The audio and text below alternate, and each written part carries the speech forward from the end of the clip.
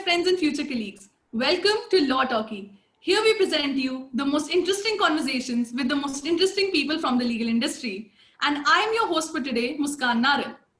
We have with us today a very special guest, Advocate Nipun Saxena. So Nipun sir is a graduate from NLU Delhi and he has been one of the most successful lawyers that you can be at his age.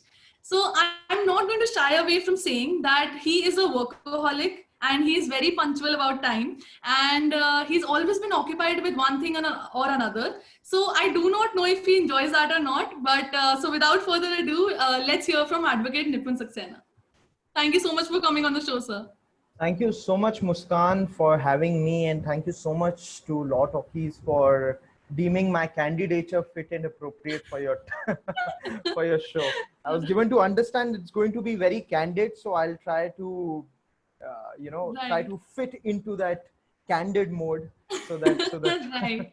So we have tried to schedule it a lot of times, and finally this is happening. And it's at a time when you can, chill, you can relax, and it's just going to be it's going to be just about you. So let's go ahead with this accusation that I put on you that you're a workaholic. So what would you like to say about that? The specs are off. I plead guilty. I Right. plead guilty. Although there are two schools of thought. One which says that being workaholic is not necessarily a good thing, because then the accusation is that you are an ineffective time manager, Right. because of which you need that many number of hours to complete the task which is there. Right. But the colleagues, my young colleagues and those who have been in this profession for far too long would know that law is just depthless, so that there's no end to it. Therefore, you just keep on reading, you just keep on studying, you keep on finding interesting stuff that you read on, and you visualize and see how exactly this one line could be used in this one setting. What if you were to pick these three wonderful lines that you found somewhere, not necessarily a work of art, it might as well be a movie, or a Netflix series, or this wonderful opening that I remember reading from Clarence Darrow, one of the most interesting litigators in the 19th century, 20th century, in fact, had quoted Rumi, and he had quoted Farsi while addressing one of the greatest trials that have ever happened. The twin, the I am distinctly, I'm reminded of this case, which is called the Leopold Lloyd murder case. The Leopold Lloyd murder case, which was so captivating that it held America to ransom in the print industry for a good period of about 3 months. It was such a captivating trial that it is considered to be one of the masterpieces.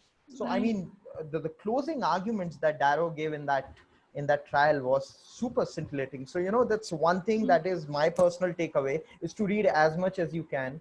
And it does not matter whether you read law.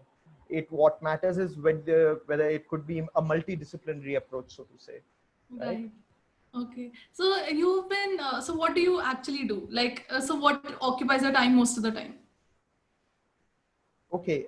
Most of the time I would be reading my brief or a super exciting case, which may appear very dull to the outer world, but to me it will come with its own set of complexities, which I thoroughly enjoy. In addition to that, you would also find me to be a sucker for history and war movies, because Okay. Great. because I demand uh, a lot in terms of revisiting the concepts that were etched Right. in my memory, because most of the people have studied their history lessons from books. I read my history, or I understood my history by traveling or by watching movies. Wow. So Right. everything is vividly captured in my. Yeah.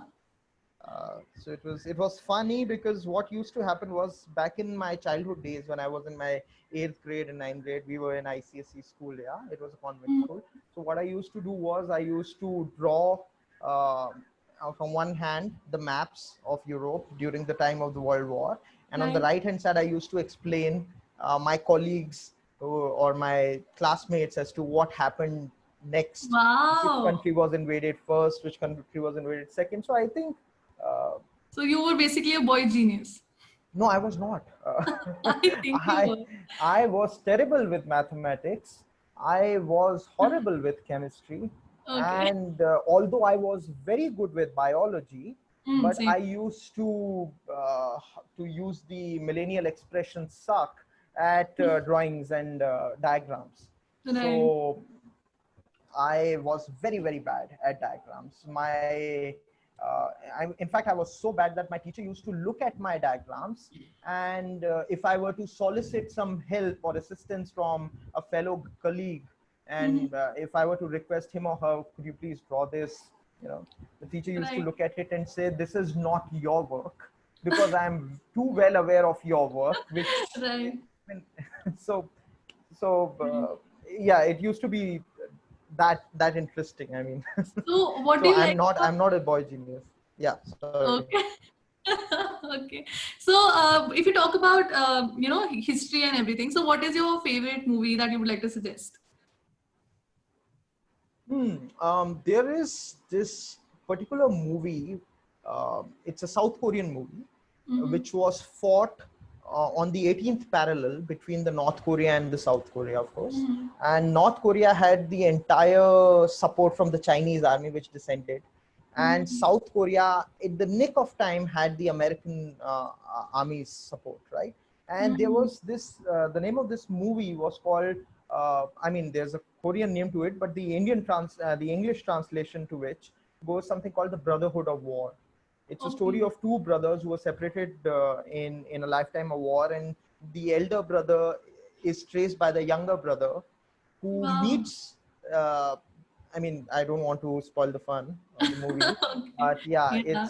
it's a journey of a younger brother tracing his elder brother, who are both distanced uh, through two armies. They are fighting on the opposite end of the army. So it's Wow. Beautiful. absolutely spectacular movie. I mean, both Yeah. in terms Sounds of historical accuracy, which I put okay. a great emphasis on, Mhm. also in terms of the emotional appeal to the movie. Okay. Yeah. Beautiful. So okay. So you said that you read a lot of exciting cases. So what is exciting to you?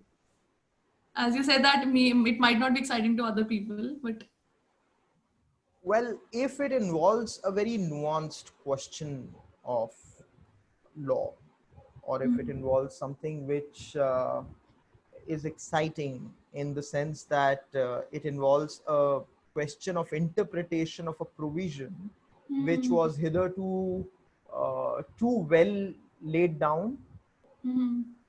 but has now been turned on its head, or let's say, Mhm. or if especially those judgments which which in their own right are landmarks. Say for instance, just to give you an example, there was a judicial trajectory of cases for about good 50 years, which says Mhm. that adverse possession could be claimed by the defendant only. Now, here Right. comes a very recent judgment which says no, it cannot just be used as a shield, but it now can also be used as a sword by the plaintiff, right? Mhm. So, Right. how is it that the learned author of the judgment deals with all the other judgments which were prior in Mhm. point of time, and Mhm. how is that distinction being made? Yeah, so that's one interesting thing. Also, couple of problems which have been looked into by courts Mhm. of foreign jurisdictions. Yeah, that's something that really interests me, because you would see, I mean, I distinctly remember this one case which was decided by the Supreme Court of Spain while Mhm. dealing with uh, uh, the liability of a facilitator, of an aggregator on a digital medium or on a digital platform, as to Okay. what happens in case of a liability of a civil nature where the vicarious principles of tort law could apply. There was a different case, because of course, as most of us understand, Spain is not traditionally a common law country, therefore it has all its Mhm. everything is laid down. Wow. It's a civil law country. So how does the court of Spain deal with what you call a vicarious liability of an aggregator on a digital platform. And that decision was passed in the year 2016 or 2017. And how is it being used, if at all it is being used, in, let's say, the recent committee report, which looks at data privacy laws, or whether the Supreme Court has had an occasion to examine this concept. So I think there are a lot of things. Private military corporations and their liability in international criminal law are some things which really are exciting in that sense of the term. I can see how excited you are while talking about it. It's really like looking at you being so excited about law. And, as a student, I feel like this is the passion you're supposed to have. So, yeah. What were you saying? No, of course, Muskan. I think it's very, very essential to love your subject. Hmm. In order to love your subject, it is not that a brief comes to you and then you start reading it. Right? Right. Because what happens with the study of law is that briefs would only give you that much time because you are pressed for time. You are racing against it. So you Right. need to be aware of the judgments. And that's why many people engage senior experienced litigators, not because by and large that they have a different view of things, but because they already know those judgments and they know what to apply where. Yeah. Right. So it's how do you put, it's a repository of knowledge coupled with the skills to use it, Right. which is pressed into service for the Right. limited time period that one has. Yeah. Hmm. For us youngsters, the opportunity is ripe to read as much as we can so that we can build Right. that repository, right?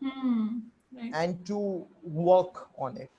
And I am a great admirer of Mr. Nariman, who clearly uh, comes from the school of thought that uh, a lawyer is dead when the book is closed.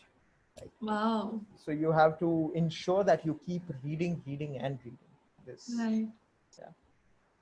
So, okay. So, you were saying that I can clearly see that you love law. So, just going to be very like going to the other end. What would you do if you weren't doing law? Okay. Oh, Yeah. I would have been an ice cream seller, and I kid you not, because Because that makes people happy. absolutely, I think the amount of uh, the amount of joy that it gives me, it's Right. unparalleled. So I think I would be very happy. Although I can't say that my business would be very good because I would end up consuming most of the things that I manufacture Right. myself. But Right. I think that would be it. Or if not practitioner, I would have otherwise wanted to be a teacher, Okay. because I Right. also like to stay in touch with my academic side. So I think that's one thing that I would have done. But having said that, I am not one of those lawyers who would say law happened accidentally to me. It happened by chance and not by choice. It was very much a conscious decision to quote Okay. Lady Law. And I have been in a very, very happy relationship ever since 2008. So yeah, Okay. it's going very good thus far. Right. So you decided from the beginning that you wanted to do law. No, I was not decided. What happened was that for the very first time in 2008, CLAT happened. Yeah. And I was completely unsure as to what is to be done. Or what I did know was that most definitely I'm not going to do engineering. Okay. My dad had a construction business, so he naturally wanted his son to pursue civil engineering so that he could Yeah, take it. of course. Yeah. My mother was associated with government service, so she had a different notion. I loved subjects. I loved history, I loved English, I loved political science, I loved constitution, polity. So it Right. was more to do with the love for subjects that took me to law rather than. And then there are those soft skills, that I could talk, I could argue, I could debate. And Right. so, those soft skills have a very big role in pushing you towards it. So Right. when I got to know about law schools was a chance happening. I distinctly remember there was this guy uh, who had visited this uncle's place that I had just gone to for some dinner or something. And it Mhm. was he who said, do you know about national law schools? And I said, I have absolutely no idea what national law schools are. He Mhm. said, Google and thank me later. and Okay. and I don't know that gentleman. I only saw him that one night, and I think it's, it's uh, how do I say, it was a moment of enlightenment for me. So Right. Wow. if that gentleman is listening to me, thank you so much for I for think getting me to. anybody who's like about to graduate 12, they're going to find that guy now. They're going to be Oh, like, absolutely. I need that enlightenment. So yeah, absolutely. So how were you in law school? I was thinking that, like, um were you like this only like right now or? No, in law school, I think uh, uh, I knew what I wanted to do the first day Mhm. I walked into law school. I wanted to be a litigator. That Okay. was that was certain, and that's a problem. I won't call it. There are many people who would say, "Oh my God, you were so determined from day one." It Mhm. actually works to the detriment of many people that I've seen. Okay. Fortunately, I'm too stubborn to realize or admit or even look back and say that law was not a great decision or litigation was not a great decision. Mhm. I think to me it's absolutely great what I decided to do, because I had my heart set to it. Any of my colleagues that you will ever come across from law school, if Mhm. they knew about me, they knew that I was going to litigate. I never Okay. set for any placements. I never set Mhm. for any scholarship opportunities, judicial clerkships, so Mhm. on and so forth, because I had my heart set to it. I did not care whether I was being paid 1 rupee or what the scene of the job market was before I decided Mhm. to take up litigation. And that too, I wanted to practice in a chamber. I did not want to end up being part of a law firm for Right. for my own reasons, because of course, I mean, there's no offense to any law firms. I have my colleagues in all the law firms in India, and touchwood, Mhm. they are doing very well for themselves, and I'm very happy for Mhm. them. But my personal decision for not being part of law firm was primarily because uh, I wanted to see a matter to its logical conclusion. Mhm. From the stage where you draft, you Right. file it, you Mhm. brief a senior or you argue the matter, and then you take it, you devise a strategy, and there's no second team which is going to come and replace you, Hmm. Right. right? Hmm. Throughout the time that you are associated with the matter. And that, I think, is the true essence of learning. Hmm. Because to my mind, of course, personally speaking, I think to me it is the true essence of learning, because I uh, detested the idea of only being a draftsman to petition a Hmm. filing counsel to petition B, a briefing counsel to petition C, and an arguing counsel to petition D. Hmm. So I am enjoying my time, and I had this conversation with a lot of senior counsels. I mean, who are at least thrice in age and twice at least as much in experience, who Right. keep on telling me that, the one great thing that they absolutely miss is not being able to draft. Oh.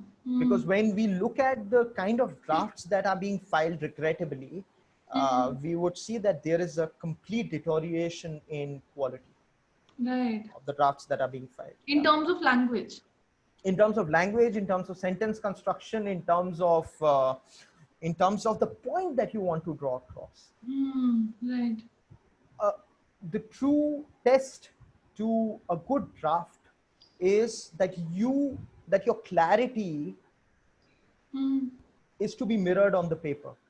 If you're not clear Right. here, you will never be Hmm. clear there. Right. You have to be absolutely certain on first principles of law. You have to be absolutely certain on what is the demand of the draft Hmm. and Right. how efficiently can you convey your point across. Hmm. There are many friends of mine and colleagues of mine who keep on telling me, how is it that uh, it's important, how important is a draft? I say it's 50% of your entire litigation, Hmm. Exactly. because you never know that one dreaded question that most of the senior counsel fear, and I'll share Hmm. that with you. Mr. X, where is it in your petition what you are arguing today? Okay. And that is something that not many people have an answer to, that they dread. Then they immediately look to their drafting councils and their Uh, briefing council, and so on and so forth. I right. absolutely dread that question. Hmm. So I want to be one of those people who has drafted it, put it there, so that I can take the code to that particular point that I want to draw. Okay. Hmm. So you only take up matters that you really enjoy, or anything that comes across to you? Initially anything, now only those matters that I really enjoy, Okay. because I don't want to be one of those people who is doing a work on a mundane basis. Yeah. Hmm. If it does not give you those thrills, then I don't think it's, I mean, I will accept the matter. I will do complete justice to that matter. Hmm. But if you ask me that I were to enjoy that matter, I think that's precisely that why a person would want to go into litigation for the first place. It's the sheer Hmm. diversity of subject matter. On Right. one day you are arguing an arbitration, the other day you are arguing a criminal appeal, third day it's a real estate problem, fourth day it's a securities matter, fifth day it's an IPR suit, right? Hmm. That's how it should be. Right. I mean, I have nothing against domain specialists. I'm Hmm. sure they are very sought after, Hmm. but I absolutely love the idea of a general counsel, because I think that's how the courts are built. If you Okay. do not Right. expect a judge to only deal with one kind of roster, then you should not expect a lawyer to only argue one category of matters. That's, Hmm. if Right. rosters keep on shifting amongst judges, then Right. I think a lawyer also has to step up their game to be able Wow. to argue this. Yeah. So, okay. So we talked about everything here, but I was wondering that. So enjoyment is a thing that everybody craves. So what? So what if like somebody comes to you and says, "He, okay, I don't enjoy all these things. So, uh, like, what should I do?" So what And is it? some, yeah, sorry. So is this like a? So what is the right thing to do when you want to pick a practice?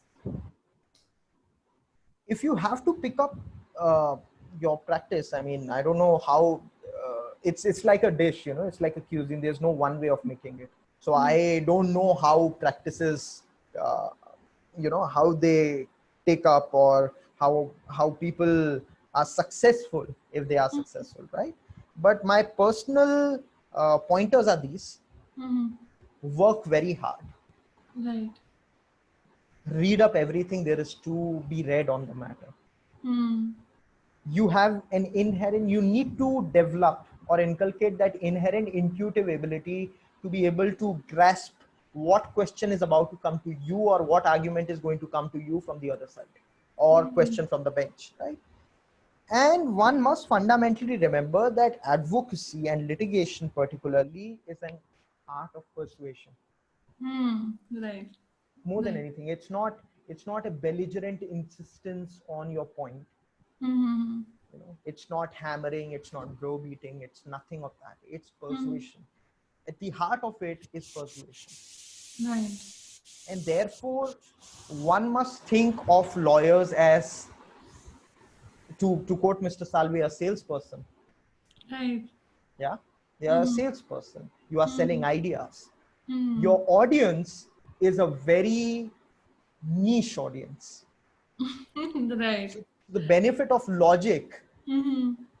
and the assumption that that logic will appeal to them, Hmm. is fortunately on your side, Hmm. Right. right? Hmm. So in order to be very good at what you do, you need to be extraordinarily diligent and industrious. Do justice to your brief. Hmm. If you have accepted a brief, do justice to it, Hmm. Right. and read your file cover to cover. Hmm. Make notes, study whatever it is there to be studied. You should not be knocked off on a point of law that could not occur to you, Right. Right. Hmm. or a judgment which you did not know about. Hmm. Before we get to draft, I always, I mean, in with my colleagues, I almost always make it a point that we have the entire draft. Before the draft is ready, the research is complete, the list of dates is complete, the Hmm. chronology of events, and if flowcharts, if any, are ready before we get on with the drafting. Okay. right? So that I'm sure in many law offices that's not the trend, because by virtue of the panels that they have taken, or by virtue of the private clientele, or by virtue of the practice that they have close to 20 SLPs to file every day, or rates or plaints, etc. I understand. Right. I'm not one of those people. I Right. work on very limited category of matters, but I try to do complete justice to my matters, Right. I can also whatever I see, accept. yeah, you might be very organized also at your place, because like from the how you were saying things, like I believe that there is a trend when it goes to that you have to prepare first and then you have to deliver.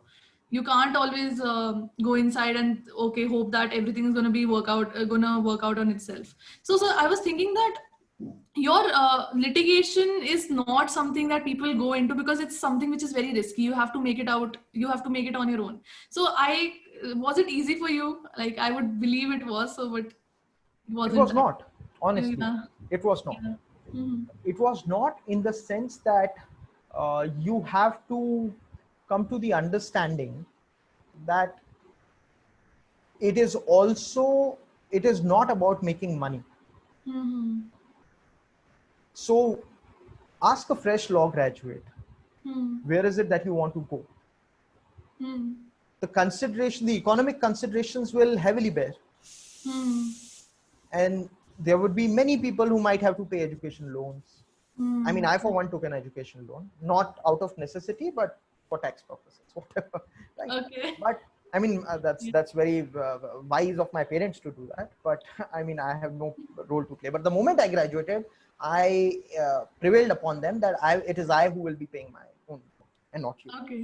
right? Right. So there has to be a hunger Hmm. for learning Hmm. and for matters. Hmm. Litigation encompasses not just the role of a lawyer who has to argue. In the Hmm. initial years, you are the clerk, you are Right. the recovery agent, Right. you are the drafting person, you are the Hmm. guy who page numbers, you are also the Yeah. person who stamps, you are the Yeah. person who has to request people to give you adhesive so that you can put your stamp paper Oh there, God. right? Right. You are also the person who has to deal with the clients. Hmm. You are also the person who has to find time to research, draft, Hmm. prepare, and if time permits, then argue, Right. right? Right. So if you are ready Hmm. to do all of that, you are very good to go. You are made for it. Hmm. And I'll tell you why this is also important, because as you grow in the profession and as your practice picks up, Hmm. you need to know these things so that the other person doesn't trick you. Hmm. That Right. defect curing will take X amount of time. This is the defect and this is the answer to that defect. Hmm. This is how you rectify it. If you do not know, and if you're just being planted on that chair, Hmm. then anybody can take you for a ride. Right. It is very essential to know what you call the grassroots Hmm. and work your way from there. Right. After a point of time, of course, due to time constraints, if somebody asks me, do I do any of these things? I don't do any of these things. Today, Hmm. I review the drafts, I draft, I like to draft, so I draft it. Okay. And my colleagues and my associates hate me for that, because because they remind me of this headmaster used to do everything right and Yeah. mark everything and say, what is it that you have done? Yeah, but Hmm. uh, that's the beauty with it. I distinctly remember being part of a team that was briefing Mr. Nariman in a very high profile matter. Yeah, Right. and the running joke was that Mr. Nariman would ask you to revisit 20 drafts Hmm. for a simple thing as a list of dates which he has to argue on. Okay. Hmm. And interestingly, draft number one will resemble or close to resemble draft number 20, because Hmm. it would have been modified so many times that ultimately it will come back to the very first original draft that he Right. settled. Yeah? Hmm. But that's how it should be. You have to be self-critical in litigation. Hmm. Okay. And I look up to my mother's words. She said that dissatisfaction with your present state is the first step to success. Because if you are satisfied with your present state wherever you are, then you will never do well. In order to do well, you need to be dissatisfied, and by dissatisfied, it does not mean that your ambition takes over. Your ambition has to be commensurate with your hard work and your capability. I can dream about, assuming a chair at the Oval Office, but is that going to happen? No, I have to work for it. Similarly, people may dream of becoming exceptionally great lawyers, but my dream is to become somebody who is unique in that sense of the term. That nobody has ever been like that. Nobody ever will be like that. Make your own niche, carve your own niche. I think that's central to the idea of litigation, because what happens is, and there are many questions that come to me on that ground. How does X become famous, or how does Y become successful? Why did Z's practice took on, and why did it take, let's say, just to give you an example, why did it take 10 years or 9 years for Mr. Seervai, the great legend Mr. Seervai, to land with his first draft? It matters not. What matters is if it is your time, and if you are reasonably intelligent and unreasonably diligent. Right. And if you play fair, there's nothing that can stop you from doing your bit in this profession. Right. So has there anybody who's been your idol that you look up to? Many people. There have been many people. I have been influenced by the likes of Clarence Darrow that I told you, right? A gifted trial attorney. If somebody could just read the great cases of Clarence Darrow, it would be riveting experience. It would just open your doors to how beautifully the man had the skills to capture the crowd. Right. Other works that come to my mind are the quality of brevity that one has to learn from none other than Mr. Nani Palkhiwala. Right.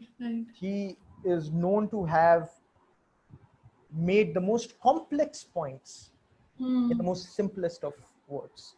Wow. And that is one of the most important qualities of a lawyer. Especially, I mean, in Supreme Court, we are very lucky that the courts do not impose an inherent time limit. If one were to see the Federal Court of USA, they have a specific time limit, because everything is being transcribed as the person speaks. Okay. Fortunately or otherwise, that's not the practice of the constitutional courts here. Very soon it will be. And I'm looking forward to that date, right? But until that day arrives, people are just passing on, on their time. Until that day arrives, I think it's very important to harness those qualities, to be very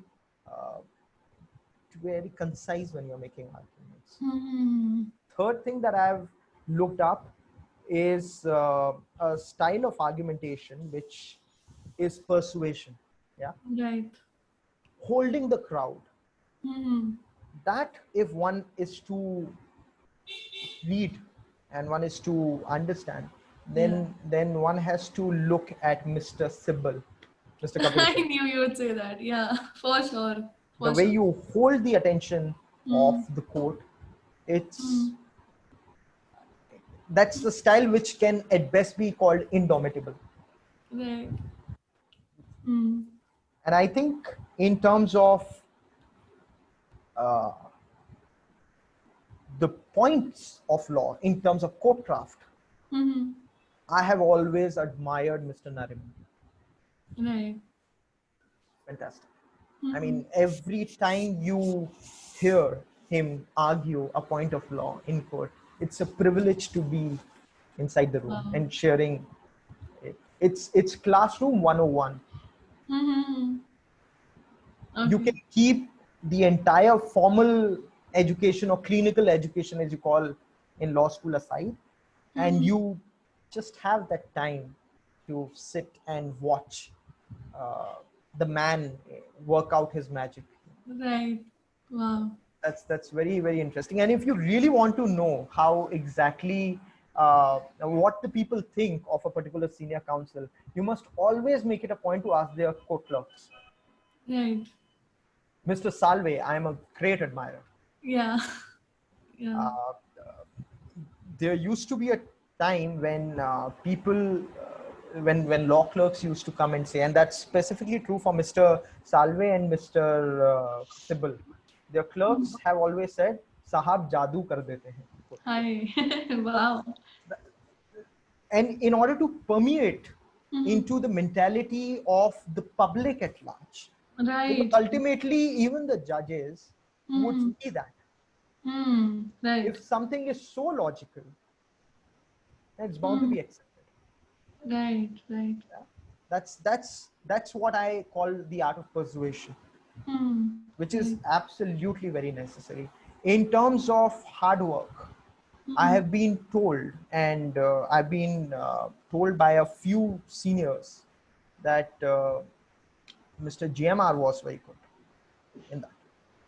Uh, in also Mr. Parasaran in that sense of the term. At such an advanced stage, Mr. Keshav Parasaran, the way and manner in which he has argued the case, Right. it's very inspirational. Hmm. So you are a product of all of these people. I am a student. I am that Eklavya who never got to work under the Oh, tutelage of all these people, but I will not right. go so far to call myself an Eklavya because I don't think I know enough. But I Hmm. would say that I am learning through their experience. Right. And all of them have maintained, without a doubt, that the best form of learning Hmm. is sitting in the court and hearing. Right. Wow. Hmm. The and that is precisely what I miss the most in these Hmm. COVID times, not being able to Right. go to the court, Right. Right. because there's no opportunity to self-criticize your work. Hmm. You can only self-evaluate and self-criticize if you look at how others are performing, Yeah. Hmm.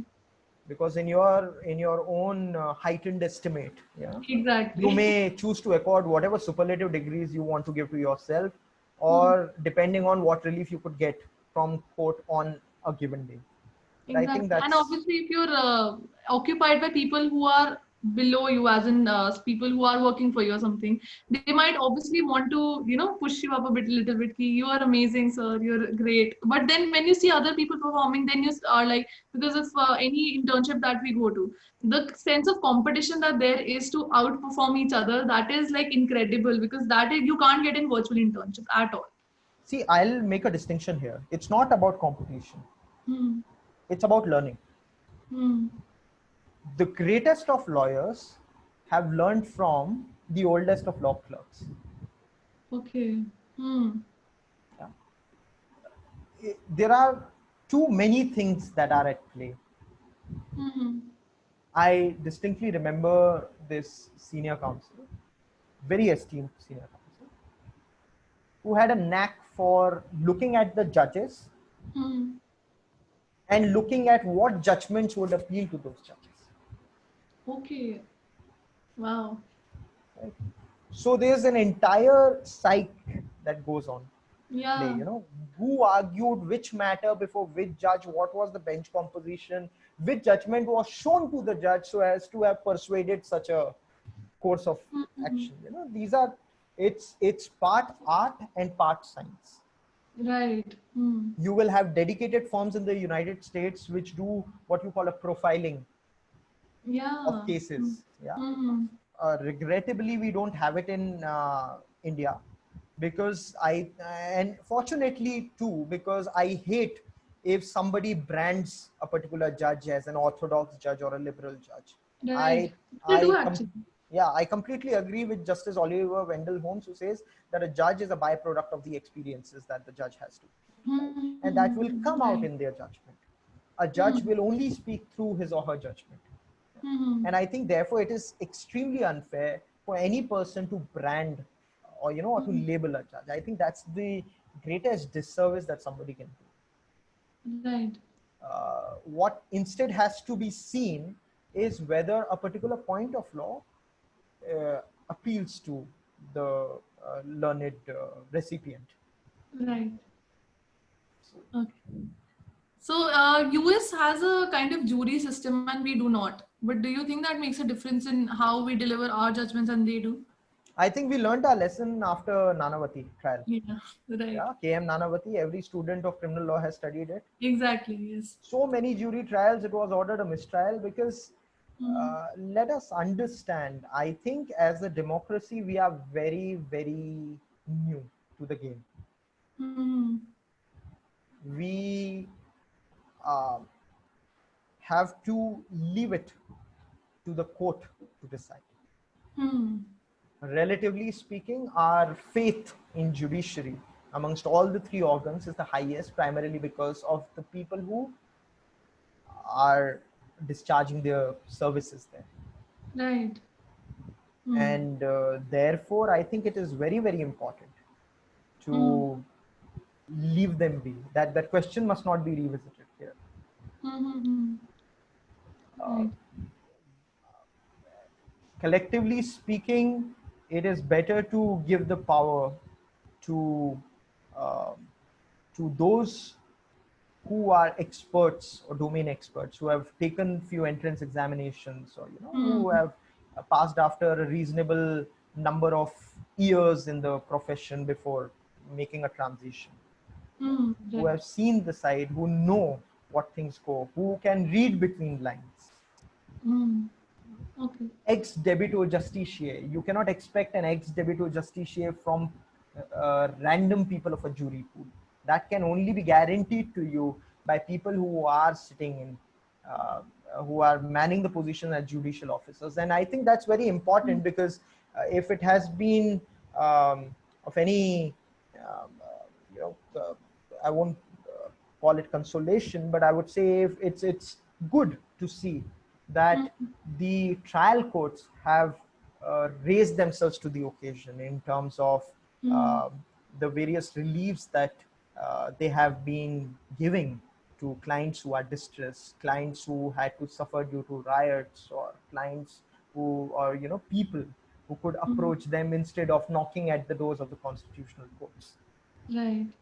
Considering justice dispensing system is not the cheapest in India, especially when Hmm. we talk about constitutional courts, Right. it's very, very important that the trial courts would rise to that occasion. And I'm very happy to see that they have. So many of my friends, my seniors and my juniors who are now judges in trial courts have, it makes me proud to see them do what they do every day. Right. So let's talk about internships now. I think all the viewers right now are going to be very excited because internships are something that provide you mentorship and also you get to practice before you actually are in the field.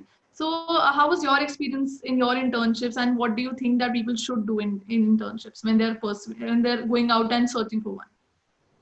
I think I can tell you what not to do. Okay. The first thing that you must not do is Hmm. to associate internship with your job profile. Okay. Hmm. Because if you are good, you will be taken. Hmm. And if there are, because I've also been hearing a lot from, because of course all of us take interns, we also get to know a lot of things. We have also been students and we have seen how some of the offices and chambers and law firms function, right? Hmm. If there are any extraneous reasons to Hmm. disqualify a person or a candidate who is otherwise suitable, then that speaks volumes about that own office, chamber, or firm rather than the Right. caliber of the student. Exactly. Yeah. So, what is not to be done is not to associate. I do not have to, uh, you know, walk up to a particular associate or a senior associate, to get Hmm. my free ride, so to say, right? Hmm. I must also uh, not put stock to fraternities, my Hmm. law school, my college, my university, Right. my town. Those affiliations in the longer run will only take you, to a certain place. If you This is have what to humans grow, like to do. They like to attach things with themselves. That is what the whole trouble comes from, attachment and everything. That is true. I think it's very counterproductive. Mm. Do justice to Mm. your files which have been allocated to your work. Mm. Always show that you are willing to learn Mm. and be humble about it while you are learning. Right? Right. We are all very small players, in the larger scheme of things. The wheel of justice dispensing mechanism is huge. Mm. We can't even call ourselves spokes of that wheel. We are not. Right. We are those little nuts and bolts which enable the wheel to move Right. seamlessly. Right. And I think we should be aware. It does not matter who your daddy is. It does not matter who your mother is. It does not matter what is your pedigree. It does not matter what it is that you are coming from. Because very soon India is transitioning to a stage where clients are also smarter than their predecessors. The Right. clients demand results. If you are Wow. able to give them results, you will be retained. If you are unable, then it does not matter who or what your pedigree is. Right. Right. Mm. Therefore, work hard. I am. I can't take any example. I have no pedigree, so to say, in law. I was able to do whatever I was able to do Mm. only on the basis of the work that came to me. And Right. of course, it is a very tedious step. It is it's very difficult journey to having your own office, to having a full setup, to having your own law library, Mm. to having a place where you can take a client conference. Yeah. Right. These are those teething troubles which not too many people realize is a huge entry barrier for litigators. Mm. It will make them think their decision. Right. Many people say if you are there for 3 years or 5 years or 7 years, and if you can stick around for a longer period of time, then you'll make it. There's no one way to making it in this profession. What Mm. works for me may not work for X, may not work for Y, but Mm. what is important is a genuine love for the subject, is a Mm. commitment to work hard. Then it should not matter. I mean, there are days and days that we have kept on working without sleeping Mm. Right. because the work demanded, of course, but Mm. also because you wanted to do justice to what you had undertaken. Right. And that realization must come from your own self. It's not because the work was allocated by a certain superior to me that I need to do justice to it. That's not Mm. how it will function. The day you get that thought that I have to do it just because it has been it's trickled down to me, and that Mm. is the moment you must seriously contemplate yourself and see whether you are suitable to do this work. Not that the work is suitable for you, whether Right. you are suitable for the kind of work that is being allocated. And if the answer is no, then take that step out of that office immediately. Right. Many people are too hesitant because, of course, they get very comfortable. Mm. If you were to compare, say, a litigator's salary to a law firm employee's salary, it's a huge difference. Everybody knows. Yeah. For sure. But say 5 years, 7 years down the line, the progression of a Mm. litigator's earning would not be, and by earning, I'm using a very loosely worded term, Mm. earning. It means professional earning, it means personal satisfaction, it means so many things. Yeah? Right. It would be geometric progression, not arithmetic progression. Right. Right. So have faith and Mm. uh, take a plunge, dive in. Only then you will be able to swim. There's Right. no other way of figuring it out. Okay. So I'm not satisfied right now with all the talks that we had. I really want to, like, you are such a diverse person that you can sit down and talk to you for 3 hours or more than that. But so I'm just gonna ask you this last question because I'm very curious about your thoughts on it. So what do you think about the legal system in India, and what do you enjoy about it, and what would you like to change? What I absolutely admire about the legal system of India is its robust nature. Mm-hmm. Despite everything that is going conceivably wrong, it somehow survives. Right. Right. Somehow the faith of the client Mm-hmm. remains unshakable, right to the pinnacle, to the topmost court. They would say, we will fight it out because we want justice. Hmm. And there are so many times that I have had the occasion to learn from those people. Many a times as lawyers, we get frustrated. Hmm.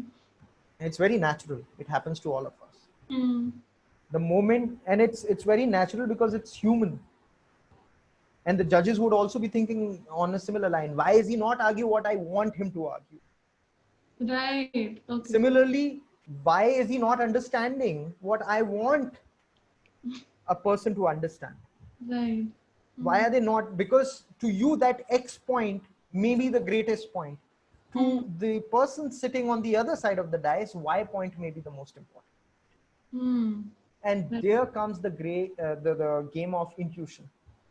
If you can perceive what is going to fall from the bench, then I think it will make you so much more equipped to answer.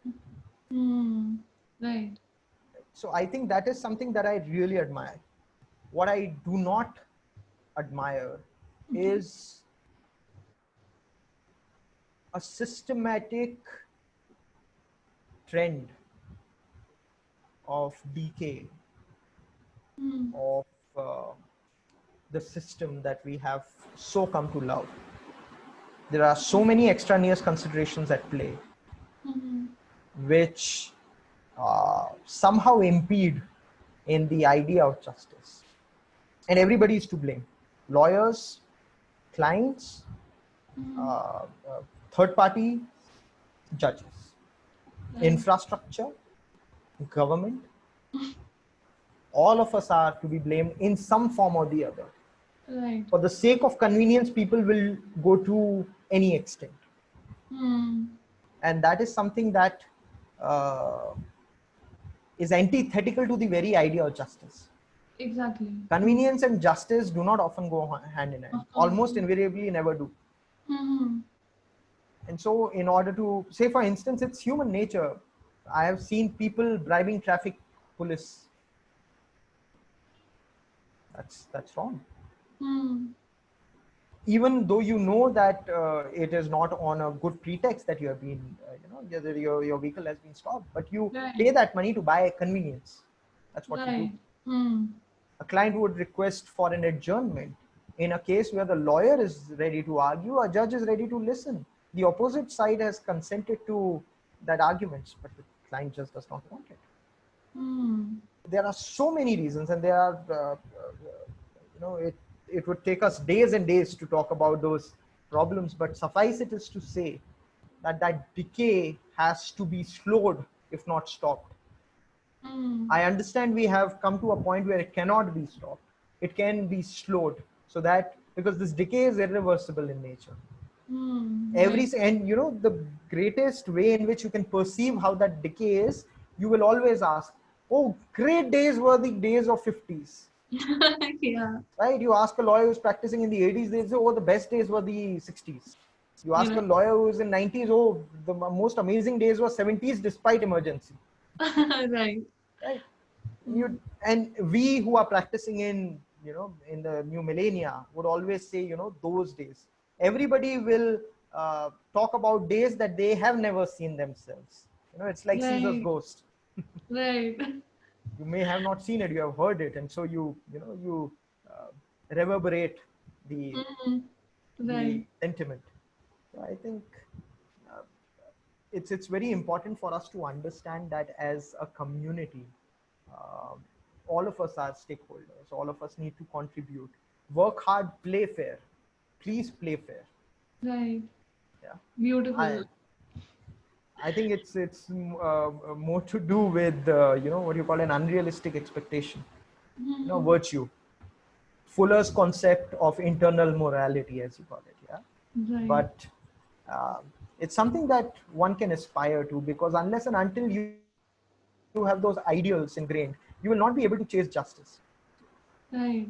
Yeah, in order to quote the notion of justice, you need to have some ideals which may not sit well with the present practical scheme of things, but So which there you govern mean your principles. actions. Yeah, You mean principles. grund norms. You set those grund norms for your own self. Right. Yeah. Yeah, this is beautiful, sir. So it's really fascinating that how you observe things and then how you connect things together, like from somewhere to somewhere. It's really fascinating to actually, hear you speak. So I think this is the best ending that we could have had, talking about the legal system and your views on it. So thank you everyone for joining in, and please subscribe to our channel and please hit the bell icon so that you can get notifications on our future videos.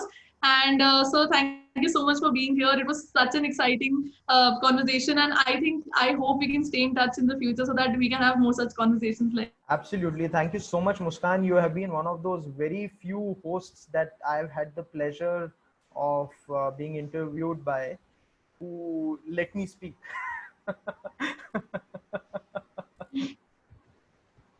It's been an absolute pleasure. Sir, Thank you so much. thank you so much, sir. Thank